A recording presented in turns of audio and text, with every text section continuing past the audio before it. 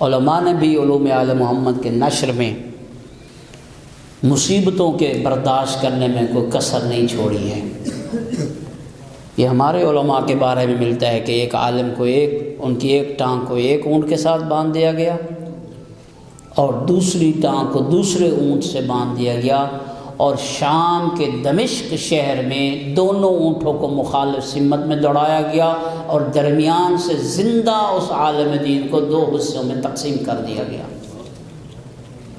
یہ ہمارے عالم کے بارے میں ملتا ہے کہ زندان دمشق میں اتنا عرصہ گزر گیا کہ بس ایک ہڈیوں کا ڈھانچہ رہ گیا، باقی سارا گوشت زندان شام کھا گئے۔ یہ ہمارے علماء کے بارے میں ملتا ہے کہ ان کے جسم سے ان کے سروں کو جدا کر کے فٹ بال اور گیند کی طرح کھیلا جاتا رہا۔ کتنی صحبتیں برداشت کی ہیں، بہت بڑی مصائب برداشت کی ہیں، لیکن میں عرض کروں گا یہ مصیبتیں آئی ہیں تو مردوں پر آئی ہیں۔ اجرکم اللہ، علماء مرد تھے، ان پر یہ مصیبتیں آئی ہیں۔ دیکھو آل محمد کی عورتوں پہ کیا کیا مصیبتیں آئی ہیں۔ سب سے پہلی مصیبت پاک پیغمبر کی آنکھیں بند ہوئی، تیسرا دن تھا۔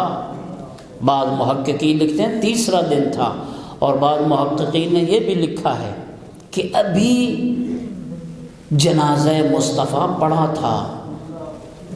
ذمہ داری سے عرض کر رہا ہوں، بعض محققین نے لکھا ہے ایک وفد اس وقت بھی آیا ہے ڈرانے کے لیے، جنازہ مصطفیٰ پڑا تھا اور دروازے پہ آ کر دھمکیاں دے کر چلا گیا۔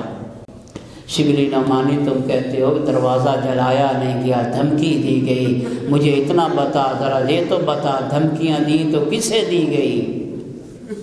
بیٹی تھی تو کس کی بیٹی تھی؟ اس محمد کی بیٹی تھی جس محمد کو اس دروازے پہ رکنے کے لیے اللہ کی طرف سے جبریل آ کر کہتا تھا محمد اس دروازے کا خیال کر، یہ عام دروازہ نہیں ہے، میری کنیز بطول کا دروازہ۔ اجرکم اللہ، بیٹی پوچھتی تھی بابا، بیٹیوں کا بابا سے کیا پردہ ہوتا ہے، آپ کیوں اجازت لے کے آتے ہیں، کیوں اجازت مانگتے ہو؟ اور رسول کہتے تھے بطول تجھے پتہ نہیں ہے، میں نہیں رکتا، اللہ حکم دیتا ہے محمد رک جا۔ کاش امت یہ محمد کی سنت یاد رکھتے، اے محمد کی ساری سنتوں پہ عمل کرنے والے۔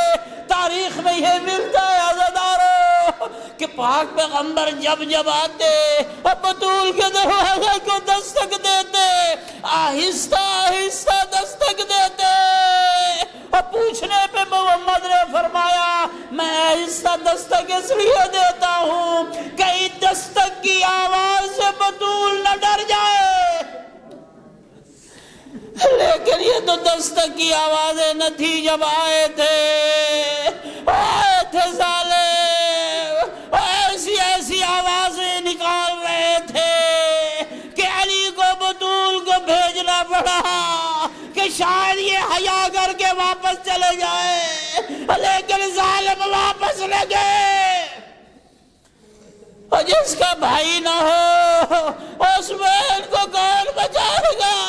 بس بابا کے روزے کی طرف رخ کیا اور کہا یا ابتا، بابا اہکذا یفعل بابنتک، بابا اس طرح تیری بیٹی کے ساتھ سلوک ہوگا۔